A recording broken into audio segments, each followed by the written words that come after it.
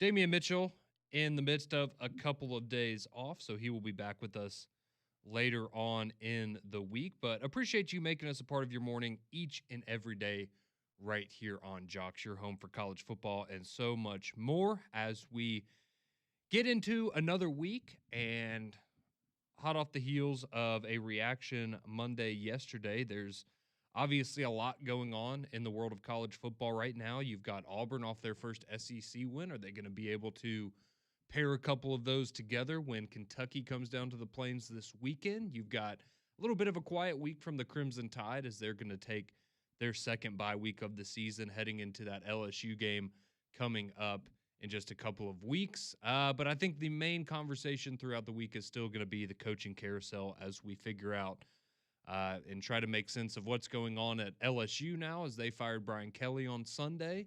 And then, of course, you throw in Florida, Penn State, Arkansas, Virginia Tech, Oklahoma State. The list goes on as we have 12 current job openings in FBS as it stands right now. So it's going to be a fun week, a lot to get into across the world of college football.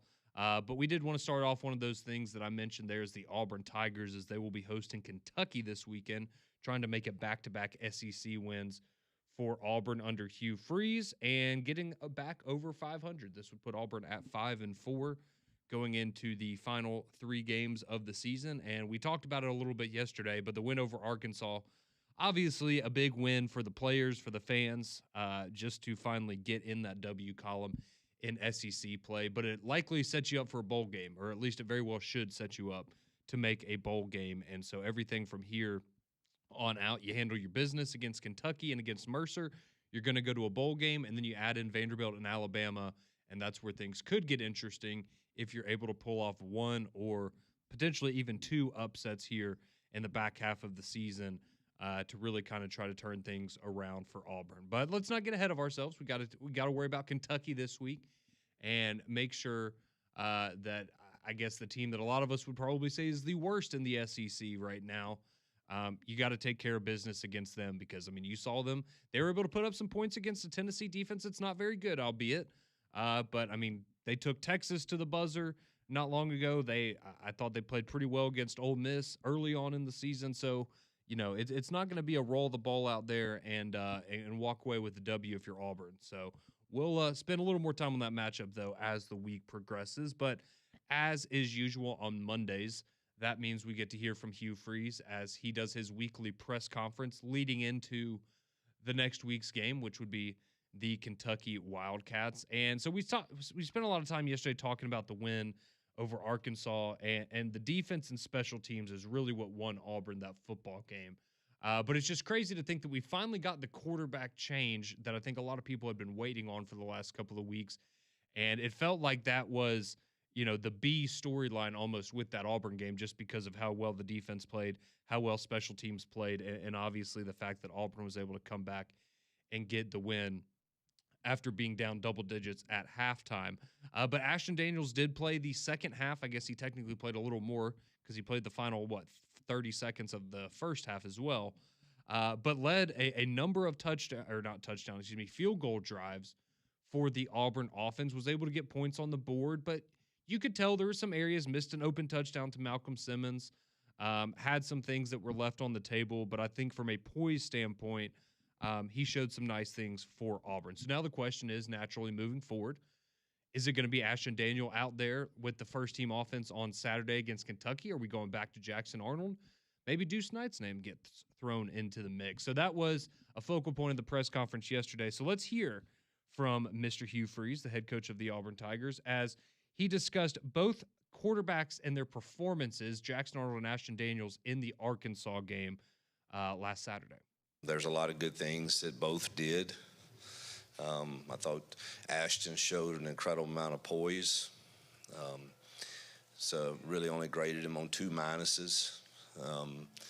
But I thought he showed great poise and leadership and a difficult time to come in the game when the momentum had totally shifted the other way, and thought he gave us a spark up until, Jackson's interception. Thought he played really, really well to that point. So there you go. That's Hugh Freeze sharing some of his thoughts on how the quarterbacks performed on Saturday. And I will just say this, and let me know what you think about this, Saber, if you agree or disagree. Um, I think at times, right, you have seen in the last few games where Jackson Arnold maybe has looked better. I guess I just look at it as you had a guy that came in the second half of that Arkansas game, and while no, he didn't finish drives with touchdowns to the degree that you would have liked to have seen. He was able. You got points on the board at the end of the day, and you got enough points on the board to win. I just, it feels like at this point you kind of owe it to Ashton Daniels to let him go into the week, give him a week of preparation as the starter, go into the Kentucky game with the expectation that he is the starter because, I mean, he led the offense more efficiently than Jackson Arnold did. I know Jackson and Auburn had that early touchdown drive, but it just really felt like besides that, Ashton Daniels played a little bit better and just commanded the offense a little bit more efficiently. I think that's the direction that I would go if I was Auburn, but apparently it's a little up in the air right now. If I'm him, ultimately I do that, but the whole week leading up to it, I say it's an open competition. If I'm Hugh Freeze, I mean, you handpick Jackson Arnold to come in here and do this. Now, granted, you also got Ashton Daniels in here, so you picked him too. But I think if you're Hugh, especially if you name Ashton now and he has terrible practice, are you going to switch back? Because he was repeatedly said that Jackson Arnold's doing all the things in practice, just for some reason it's not translating in games. And if you say right now that Ashton's going to be our guy, and Ashton is stinking it up in practice, well, then everyone's really going to want to castrate you for having to go back to you don't want to be flip-flopping back and forth right. between. So I think you say all week and even make it a game time decision all week. Now, you can even during the reps give Ashton all the first team reps, maybe give Jackson a couple of them, but I think you go into the week at least with your mindset preparing that Ashton's going to be the guy, but you just publicly say that it's going to be a competition, especially also to keep Jackson kind of warm, because Ashton could have maybe just been playing on adrenaline in the Arkansas game, especially in that second half. And honestly, while he played well and was able to move the ball, it felt like Jackson, with the exception of the interception, he was okay. Not great, but he was okay. Yeah. And so if Jackson does need to come back in, I think you want to have him ready. But ultimately, I do think you need to stick with Ashton. However, you've got to keep Jackson right there in case he needs to step in. Not unlike, I know it's totally different and they're much better quarterbacks, but if Alabama would have switched to Tua, like much early on, I know Jalen Hurts eventually did transfer, but you had to keep Jalen kind of up and ready because, I don't know, maybe SEC championship, if Tua were to get hurt, you might need him. You never know. So you don't want to all of a sudden have Jackson just feel deflated and like, oh, I'm done. What was me? I can't do anything. You need to keep him. Hopefully he knows that, hey, all right, I'm not best right now, but all it takes is one bad play, or if he has a bad half, I could go back in. So I have to stay ready. Well, I know that was something that Hugh Freeze did mention yesterday, was essentially the idea of, or I guess he said that he had communicated with Jackson and basically said, hey, even if you're not the starter on Saturday, you're still one play away from potentially being the starter. Or like you said, Saber, right? If Ashton Daniels goes out there and, the lights are too bright and he, like you said, was playing off adrenaline against Arkansas and then against Kentucky, he looks horrible. Jackson needs to be ready to go back in there because, they're going to try to win the football game and you need somebody in there to stand under center. So that was Hugh Freeze's his first comment, kind of breaking down the performances on the quarterback situation. So let's get him. This is him talking about a little bit further. This is Hugh Freeze on kind of the openness of that quarterback competition and him not, settling on one guy for right now. Yeah, I don't think there's any greater motivator than competition, and that's what it is. It's an open competition to see who prepares and plays the best. They both will split reps, and then we'll make a decision. So it'll be exciting to see how they both respond and compete this week as we head into this game. So there you have it. That's Hugh Freeze. They're both going to get reps, and we'll see what it is on Saturday in terms of who's going to walk out there for the first offensive snaps, whether it is Ashton Daniels or Jackson Arnold. He was also asked about Deuce Knight and if he's kind of in that mix as well. And I mean, he basically said he doesn't think it'd be fair to throw him to the fire right now, but he has a great arm and he believes that, if he was to have to play, that he would do a good job of it. But he just, again, doesn't seem to want to put him out there. Calls on the future of Auburn. He does. I guess he's just looking at it as don't really have a great offense this year, so I don't want his first experience to be out there trying to figure this situation out while I've got two more experienced guys. That to me tells me he's not ready. He's nowhere near ready. No, because if he's the future of your program and you think that he would go out there and handle it well, why is he not playing right now? So unless he's hurt, he is leaps and bounds behind them other two. And there's nothing wrong with that as a true freshman, right? It's just I think a lot of people maybe expected him to have gotten more of an opportunity so far, but that doesn't seem to be the case right now. A couple of injury updates from Hugh Freeze. So some good news, Jarrell Robinson, the running back, he is back this week. He has been medically cleared, so that's good for depth for the Auburn offense. And, of course, the big one, Cam Coleman, who hurt his ankle during the game against Arkansas after he had that really, really impressive touchdown catch early. So they had said it was a high ankle sprain during the game, but it turns out that is not the case. So it's an ankle injury, but it's not that severe. So he said that on Sunday wasn't looking great, but yesterday the ankle was looking a lot better. So hopefully he's I guess questionable right now going into the Kentucky game, but certainly the difference between Saturday when it happened and then yesterday, he had improved a lot there. So hopefully he's able to get back out there this weekend against Kentucky. And then finally, Horatio Fields, who broke his foot earlier this year, some potentially good news there, said that they're going to try to medically redshirt him, and that would enable him to come back for another year. So they'll find that out in the offseason, but potentially good news there for the wide receiver room as well. So that's kind of the big takeaways from Auburn yesterday from Hugh Freeze. What's going on there with the quarterback situation is I figured that'll be a popular topic of conversation as the week goes along. And we'd love to hear from you. 205-834-9450 on the Courtesy GMC text line. What direction do you want Auburn to go at the quarterback position? Do you want Jackson Arnold back? Do you think they should stick with Ashton Daniels? Or are you in favor of throwing Deuce Knight to the fire? What do you think is the best course of action moving forward? We'd love to hear from you, and we'll get to your calls and text throughout the show today. But we've got some other things going on in the world of college football. What's the latest with LSU and Brian Kelly as the LSU Tigers look to hire a new head football coach? We've got a coaching hot board for you. The top names early on in the search for LSU. Who do we think is most likely to end up on the Bayou? We'll dive into all of that next here on a Tuesday edition of Morning Jocks.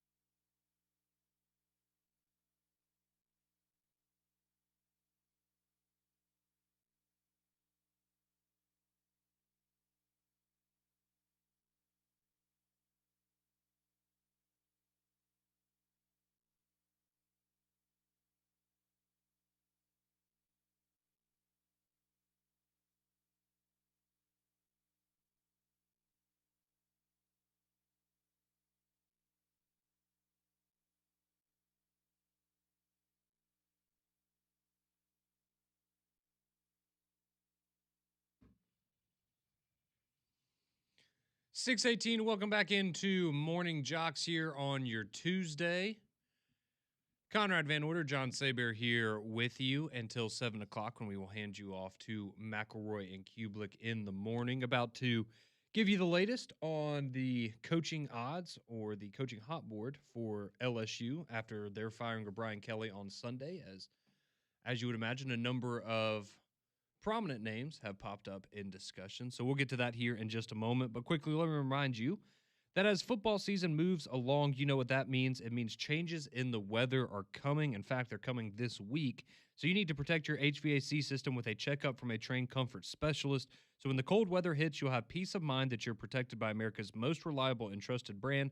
Go find a comfort specialist near you online at train.com and find out why we always say it's hard to stop a train. All right, LSU, they fired Brian Kelly on Sunday. They are now looking for a new head coach. So this is courtesy of Bet Online, where we have the odds for the next name to be the head coach there at LSU. We also have the coaching hot board from one Pete Nakos of On3 Sports. So let's see how well these align. So quickly, the hot board for Pete Nakos and On3. No surprise, Lane Kiffin right there at the tippy top of the list. So Lane Kiffin, Marcus Freeman. Would they double dip on Notre Dame coaches? And would Marcus Freeman consider leaving Notre Dame? So that's certainly a name that you've heard mentioned for Florida and Penn State as well. And he reportedly turned those down. So would he do the same for LSU? You got Kenny Dillingham at Arizona State, Jeff Brom at Louisville, Drinkwitz there at Missouri, Clark Lee at Vanderbilt, Brent Key at Georgia Tech, John Sumrall at Tulane, and Joe Brady, who is the offensive coordinator of the Buffalo Bills. And if you remember, he was the passing game coordinator for LSU in 2019 with Joe Burrow, Jamar Chase, Justin Jefferson, and all those guys when they won the national championship. Again, I think a lot of those names, you're going to see a lot of overlap there. There's not really any surprises for any of those people on the list. I do think, again, I think they're going to go really hard for Lane Kiffin, and that's going to be kind of their first, unless they want to go and take a swing at somebody, like something crazy, like, a Dan Lanning, for example, which I don't think that Dan Lanning, I think it'd be really hard to convince Dan Lanning to leave Oregon for any job other than maybe the Georgia job one day. But as long as Phil Knight's alive and you have that situation up there at Oregon, you have a clear path to the playoff. You have all the money and resources you could possibly want. You have fantastic facilities. They have a winning culture up there. I don't think that you would be able to convince him to leave. So in that instance, I do think that Lane Kiffin is probably at the top of their list. Maybe Marcus Freeman up there as well. But again, I don't know that I see Marcus Freeman necessarily wanting to leave Notre Dame. So if you get past Lane Kiffin and Marcus Freeman, again, I think Joe Brady would be an excellent candidate. The question for him, again, if LSU did want to offer him the job, is do you take the LSU job or does he hold out for a head coaching job in the NFL, which he's expected to be a candidate for coming up in just a couple of months? Or even more so, if he takes the LSU job, at one point he probably will look to the NFL because he's having fairly good success in there. So he's a young guy too. It could just be we know we're just renting him, but we don't know how long. It could be 1 year, it could be 6. They may hope for the latter, but if all of a sudden he gets there and does well at LSU and say the Saints give Kellen Moore another year and it just doesn't seem to work out, all of a sudden Willie Bolton go right at the Saints, and then all of a sudden LSU's right back here again. Yeah.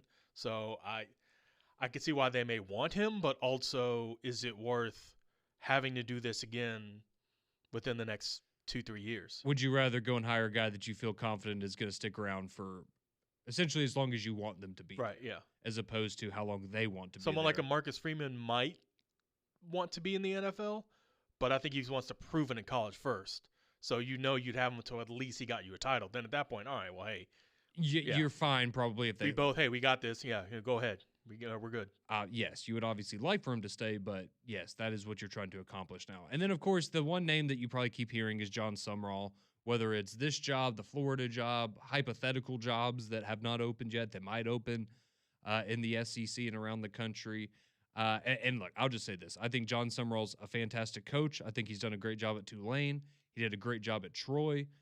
And I know we had some people on 3-Man Front yesterday texting in of what am I missing with this Summerall guy? Why is everybody in love with him? And again, I would just, that might be something that, we do in the middle of the week here coming up is go find some John Summerall cuts and play them for some of y'all. Because again, it's a guy, if you listen to him talk about his program, how he leads young men, how he wants to build a program, it'd be hard for you not to want to run through a brick wall for this guy and understand that he understands the modern era of college football, but he tries to approach it with a mentality that's a little more old school.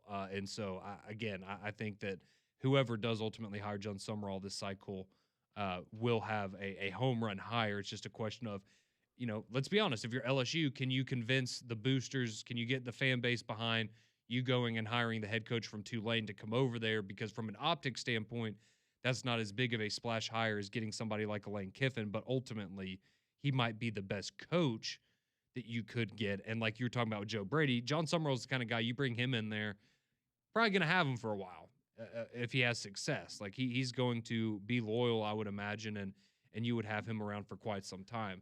If you're Auburn, that's really kind of the guy you want because he's a Huntsville native. Oh yeah, I want to say he played at Grissom, and with this Troy connection.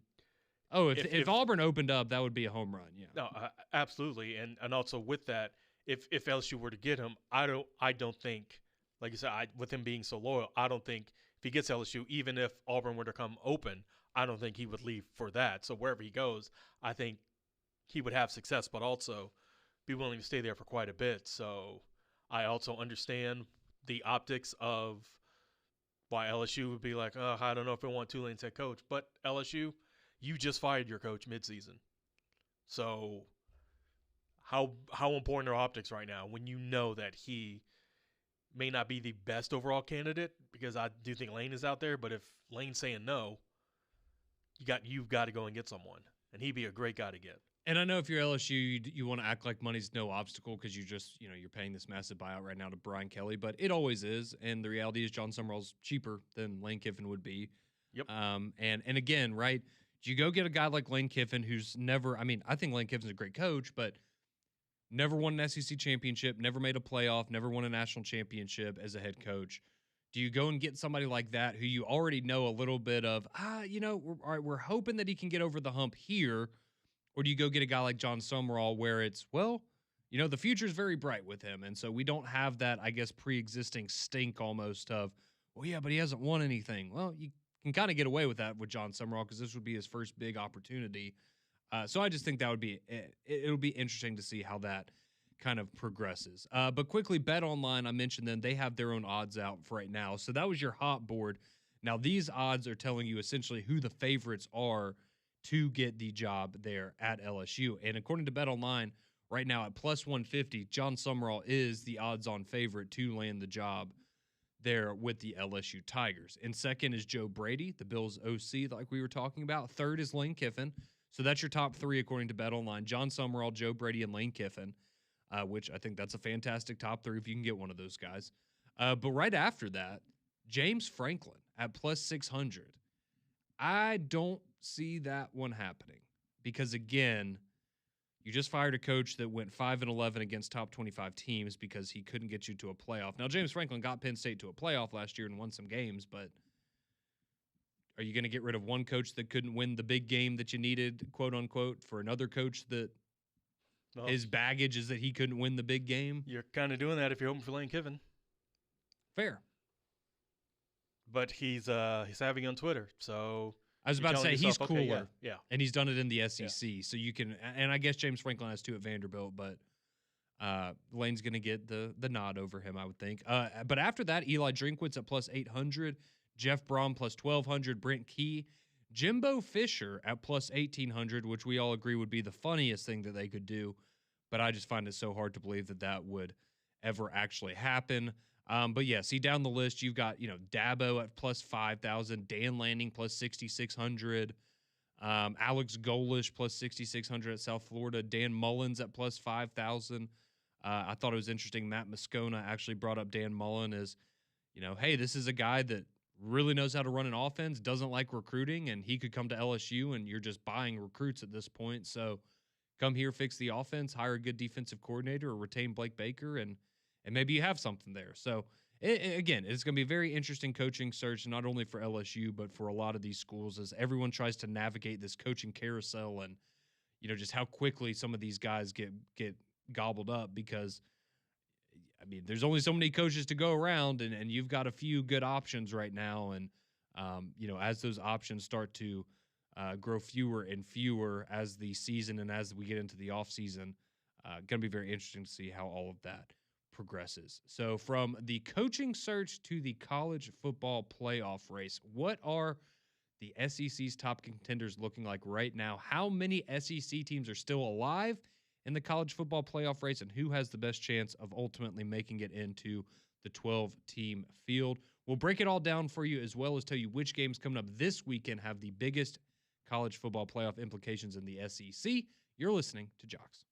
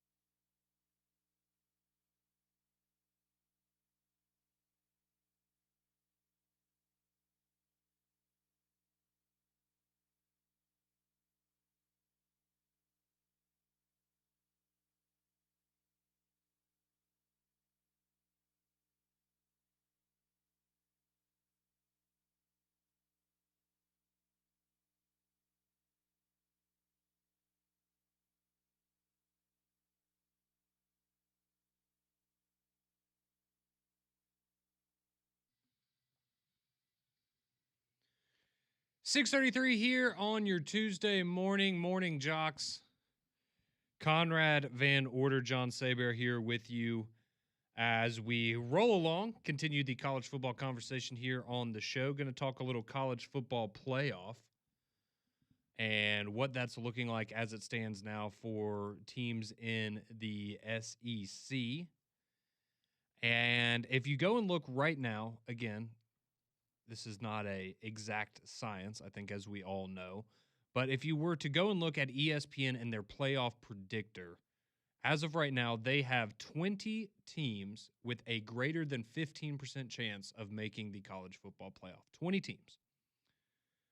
8 of these teams are going to be from the SEC. And I'll go ahead and tell you the one that we're going to get through this, and you go, oh, I wonder where that team might be. The one team that fell out is Missouri, and that would be because Bo Pribula went down with a very serious injury, and we're now, I guess, technically on the third-string quarterback for Missouri at the start of the season because, remember, Sam Horn got hurt in the season opener, and him and Bo Pribula were in an open competition.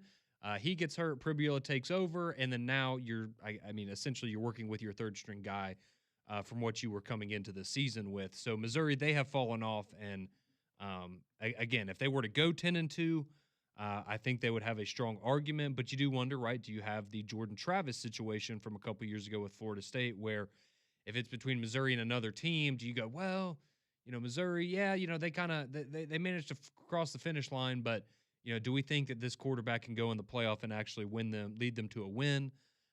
So anyways, all that to say, Missouri not a factor in this list of teams that we're about to get into. But all that being said, there are still technically 9 teams alive in the SEC for the college football playoff, and what that means is there are 9 teams that have 2 losses or less right now.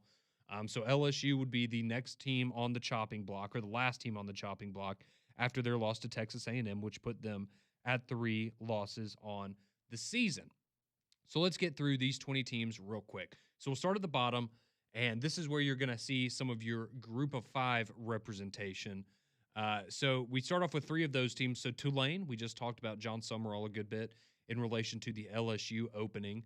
So Tulane, they have a 16% chance right now of making the college football playoff, according to ESPN. North Texas at 18%, whose quarterback is the talk of the town after throwing for over 600 yards this past weekend. So they're at 18%. Memphis, fresh off their win over USF, is at 19%. Tied with Memphis is our first SEC team. That would be the Oklahoma Sooners at 19%, which you might look at that and go, wow, really, Oklahoma, they have the lowest odds of these SEC schools that we're going to get to. But when you look at their schedule and what they have coming up the rest of the season, it kind of makes sense because it's absolutely brutal for them. So that's your bottom 4. Oklahoma, they come in with 19% of the vote. Next after them is Tennessee at 23% of the vote. So again, they've still got Vanderbilt coming up. They've got Oklahoma coming up. That game this weekend is essentially going to be a playoff elimination game, right? Because both of these teams have 2 Pretty losses. much, yeah. So if Oklahoma wins, they stay alive. Tennessee wins, they stay alive. The other, congratulations, you've had a pretty good season so far, but you're not going to be going to the college football playoff. So that's a massive game coming up this weekend with Tennessee and Oklahoma there. And that one's in Knoxville, if I'm not mistaken. Correct, it's in Knoxville. All right, after Tennessee, ESPN telling you right now the group of 5 team that would get in the playoff, even though they just lost to Memphis, the South Florida Bulls. Mm-hmm. They have 28% of the vote. After them would be Notre Dame with 30%. They have 30% chance of making the college football playoff as it stands right now. After them, Texas Tech. That comes in at 38% of the vote. All right, now we're going to get into the top 12. So this is essentially telling you right now, based on the odds to get in, these are the 12 teams, 12-team field, that would have the best chance of getting in. Obviously, you would have USF in over one of these teams because a group of 5 teams is going to have to get in. But this is where we really start getting interesting. So 6 of the top 12 teams are from the SEC. Here we go. Texas, 41% chance of making the college football playoff, which is crazy that we can say that. I know. But you think about it like this. All right, they can beat Vanderbilt. That'd be a top 10 win this weekend. They've got Texas A&M at the end of the year. That would be another top 10 win. If they win out and go 10-2, they would have multiple top 10 victories. they'd have double-digit wins, and even as bad as they've looked at times this year, I know the Kentucky game wouldn't inspire a lot of confidence having to come back against Mississippi State the way they did. Some of the games early in the year where they just didn't look great against lower competition. But yes, Texas still with a 41% chance of making the college football That's playoff. true. I forgot they still have Georgia on the schedule. So And they have Georgia. You're right. Yeah. So yeah, their November is Vanderbilt at Georgia, Arkansas, and A&M. So yes. whew. So are they Okay, going so, to makes sense. go 4-0? No, they're not. But if they did, then yeah, they probably do deserve. They absolutely deserve to be in the playoff. And if that were to happen, all that Arch Heisman will come roaring back. Yes, but we will have to see what his status is because he has a concussion right now and going through a concussion protocol. So that's another wrinkle there for the Texas Longhorns. All right, moving on. Their opponent this weekend is right ahead of them. The Vanderbilt Commodores, 44% chance of making the college football playoff. Pretty wild times that we're living in right now. But Vanderbilt, 44% chance again. Not so much an elimination game. This game is big for the playoff this weekend, but if Vanderbilt beats Texas, then Texas, I mean, they're done. As far as that conversation goes, they should probably be removed from it. But Vanderbilt, even if they lose to Texas, now they're going to take a hit in terms of their chances to win or to make it to the college football playoff, but they'd still only have 2 losses. And you still have opportunities to go and beat Tennessee at the end of the year. They could still potentially find themselves in, even if they lose to Texas this weekend. But beat Texas this weekend, and that'll certainly go a long way towards Vanderbilt's playoff hopes. I was talking with resident Vanderbilt alum, E. Robinson, and he was saying how Vanderbilt's like pretty much kind of a locker, or they can afford to lose one. I was like, well, maybe I don't know, because if it depends on the one that it is. If they beat Texas but lose to Tennessee, their best win would be Missouri, which would still be a fairly good win, be probably at that point a top 20 win, at the time a top 15 or so. So a good win, but that would be your best win. And I don't know if a 10-2 Vanderbilt with your best win being an okay win is enough to put them in. More so, especially since you in theory could have an 11-1 Miami sitting at home on Conference Sunday, an 11-1 Oregon sitting at home on Conference Saturday, Conference Championship Saturday. So I don't know if a 10-2 Vanderbilt is enough. Now, if they lose to Texas but beat Tennessee, that's probably it. Yes. But I think if they lose to Tennessee, I don't know if 10-2 Vanderbilt, with what they've done, as great as a story as it is, because I think at that point, if they lose to Tennessee but do beat Texas, they'll at that point probably be a top 15 team. Should be not quite a top 5 team, because I don't think enough teams will lose ahead of them. But I just don't know if that schedule or that their resume is enough to assure them a playoff spot. Yeah, it'll be interesting to see. I mean, I guess I look at it as if you're 10-2 in the SEC, I find it hard to believe you would not make a college football playoff. But for the sake of, just being extra safe and secure in your position, you're going to start, you're going to need a BYU to lose, right? Because what you don't want if you're one of these SEC teams is, let's say you get, undefeated Georgia Tech and 1-loss Miami in the ACC title game. Miami beats Georgia Tech. Well, they're both going to get in, right? Because you're not going to leave out a Georgia Tech team that went 12-0. And then I know Florida State fans, I know what y'all are thinking, but you get what I'm saying. Like, you want some of these leagues to become one-bid leagues, and not two-bid leagues. And with that, you're assuming that Virginia falls off too, because right now, as it stands, Miami's on the outside looking in, because Tech and Virginia are both undefeated in conference. They both went out. Those are going to be the ones representing, and then you would have at best 11-1 Miami with a win over Notre Dame. They're short 11-1. You're short a playoff spot. That's why I said a 10-2. In theory, yes, should be a 10-2 SEC team. In theory, should be a guaranteed playoff team. But the way some of this could be shaping out, you could have, if not many, maybe even other multiple SEC teams at 10-2, possibly on the outside looking in. Yeah, it's going to be interesting to see how this all goes down with some of these other conferences, because, again, the ACC and the Big 12 can kind of throw a wrench in some of this if they were able to get multiple teams in, especially if both conferences get multiple teams in. Okay, moving on. Top 10 now. So Vanderbilt, they were at 44%. So now we got some ACC teams. Miami at 47% chance of making the playoff. Georgia Tech sitting there at 50% of the way. You've got BYU at 69%. They're the Big 12's leading odds getter right there. So BYU at 69%. Ole Miss, they now have a 70% chance of making it after their win over Oklahoma. Oregon sits at 75% chance. So all of these teams, again, looking really, really good. And now as we get into the top five, I mean, we know who these teams are right here. So you've got Georgia. They have an 81% chance of making the playoff. And your top four teams, these teams all have a greater than 93% chance of making the playoff right now, according to ESPN. And those teams are in order: Alabama with 93% chance, Texas A&M and Ohio State are tied with a 96% chance, and your lone winner, I guess, for this exercise is Indiana with a 97% chance of making the college football playoff. And again, I'm not trying to make this an SEC versus Big Ten thing, but you just go and look at what Ohio State and Indiana have coming up at the final month of the season, and you can see why it might as well say 99.9% for those two schools They have to because completely fall off. Yeah. yeah, and that's just not going to happen. Now, could Ohio State lose to Michigan? Sure. I mean, I think that's 50-50 chance on that one, but Right. that's still going to keep you, they're not going to follow the college football playoff conversation. So that's where it stands right now. You've got 8 SEC teams with a greater than 19% chance of making the college football playoff. 9 teams technically still alive because they only have 2 losses. So that's keeping you up to date. And of course, a reminder that early next week, we will have our first edition of the college football playoff rankings for the season. And that's when stuff really starts to get real. But we want to turn over the conversation to you now on the text line, 205-834-9450. A lot of you chiming in throughout the show today. We've also see you on the phone lines. Want to talk some Auburn quarterback situations, college football playoff race, that and much more as we put a bow on things here on the Tuesday edition of Morning Jocks.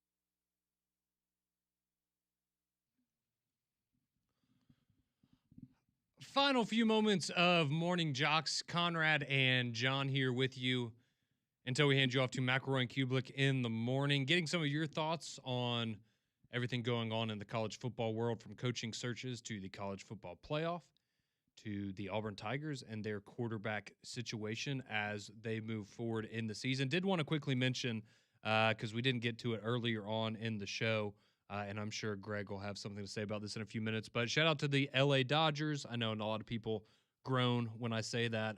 Look, I'm not happy about it either. But what a game last night. I stayed up as late as I could.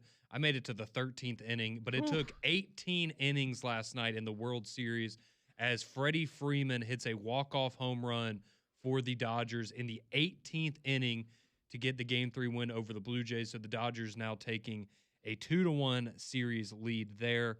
Again, just a fantastic baseball game. I watched as much of it as I could. It was an incredible game, and they'll be back at it tonight at 7 o'clock on Fox for Game 4. But I called it at, I think, the bottom of the 16th, and that was at 1 o'clock. I was like, all right, I've got to. It's so we're both crawling this morning. But yeah, it was a fantastic game for the parts that I saw, and congratulations to the Dodgers, I guess, on getting that big win last night. All right, let's take the conversation to you guys now. Don has been waiting patiently, wants to talk Auburn quarterbacks. How we doing, Don? Hey, good morning, guys. Hope y'all are doing well. Doing well. So what are your thoughts on Ashton Daniels and Jackson Arnold? What do you think Auburn should do? Well, I got a hypothetical question for y'all about the redshirt rule. Okay, here's my question. Do you think that we could use Tuesday night possibly in 3 more games? You could. You mean in terms of, keeping him under the 4-game limit? You mean for the red shirt? Yeah. Here's my idea but I'm not saying it's going to happen, but it's hypothetical. He could play probably in the Mercer game, and then I would start Daniels Saturday if it was my decision, and then but I'd let Deuce play. Deuce should play a little bit in the Mercer game. But say if we go to a bowl game, why not play him in the bowl game and get him ready for next year? Because logically, he's going to be our quarterback next year. With that, I don't disagree. So if I don't know how much he got it in Ball State or South Alabama, so if you're thinking about potentially preserving his red shirt, you don't put him in Kentucky or Vanderbilt. Let him play in Mercer. Let him play in the bowl game. And if he got in, I thought he got in a little bit at South Alabama, but I don't think he got in at Ball State. But even still, maybe you can put him in. But that way, you at least get the 4. But no, I don't have a problem with him playing significant time in Mercer as well as probably the bowl game too. Because also, I think at that point, especially with the bowl game, a bunch of people could end up in the transfer portal. Deuce may be your only quarterback that's there. That's true. But John, I think he only played against Ball State.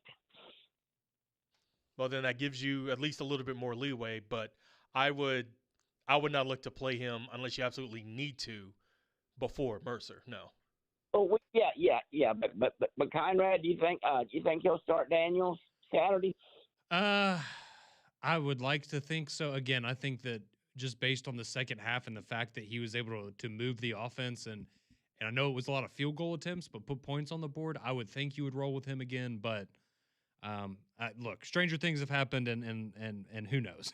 Honestly, who knows? But we'll see. Thank you for calling in this morning, Don. Appreciate you chiming in as always. So let's finish up with some of your texts on the Courtesy GMC text line as we get ready to hand you off to McElroy and Kublik in the morning. See, this text says, do you guys think Hugh Freeze is keeping the competition open in order to preserve Ashton Daniels' red shirt? I know what he said about winning games, but it'd be nice to have him back in the quarterback room next season. And so that's where kind of what Don was just talking about, right? Because you can play Ashton Daniels, against Kentucky, against Vanderbilt, and against Alabama. But then if you played him against Mercer as well, he's burning the red shirt. So is that when you throw Jackson back in there, or maybe a Deuce night like y'all were just talking about to preserve that? Because yes, he wants to win games, and if that's the way that Auburn's going to win games, you burn the red shirt. But with that, if you're Hugh Freeze, you kind of need to win. Yes. So you can maybe not necessarily worry about Deuce's red shirt, but Ashton, if you want to be around to coach him, you need to win. Therefore, he's going to need to play. It's a good point. Let's let's see. Fanboy says, this baffles me. Whoever goes after Clark Lee is going to be disappointed because he is just Kevin Sumlin without Diego Pavia. Okay. Let's see. Someone says, do you think 5 SEC teams get in the playoff this year? I think there's a really good chance of it. A really good chance of it. I'd like to think so, but like I said before, I think with right now you have Miami on the outside looking in, you have Oregon on the outside looking in. So 4 is the safe bet, but yeah, you could have 3 ACC teams in. The door is open for 5, but I think 4 Yeah. is a safe bet right now. If Alabama doesn't fix their rushing defense and running game offensively, they will make an early exit from the CFP. Crazy to think of Alabama sucking both so badly at both. Yeah, it's not great. It is not great. All right, well, appreciate you all chiming in this morning. We're back tomorrow at 6 a.m., but you already know, McElroy and Kublik in the morning. They're next.